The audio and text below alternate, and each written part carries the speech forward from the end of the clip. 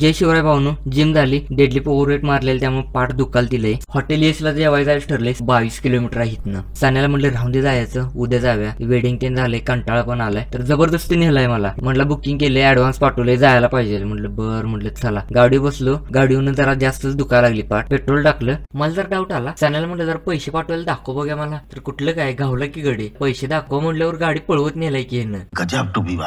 मग जाम्याला म्हटलं थांबा बाबा, इथंच कुठेतरी जीव्याला दुखा लागली, लय कंटाळा पण आलाय. ती जाऊन देत, कुठं जायचं तिकडे. हॉटेलला अजिबाला बिर्याणी खाल्ली आणि गपगुमान घरला आलो.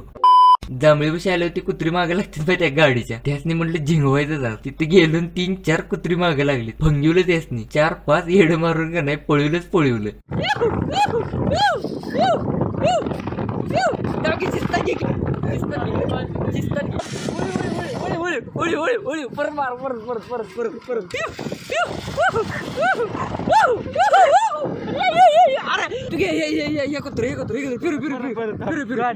ये सब क्या देखना पड़ रहा है.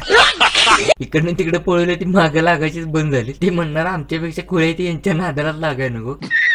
जोकचा विषय साईडला, या कुत्र्यांच्यामुळे सिरियस ऍक्सिडेंट पण झालं तिथं. ह्यावर काहीतरी उपाय काढला पाहिजे. रात्रीचं लय रिस्क आहे इथं. घराजवळ आलो, शेकोटी गेलती, शेकत बसलो. हा ब्लॉग इथं संपतोय. लाईक आणि फॉलो करायला विसरू नका.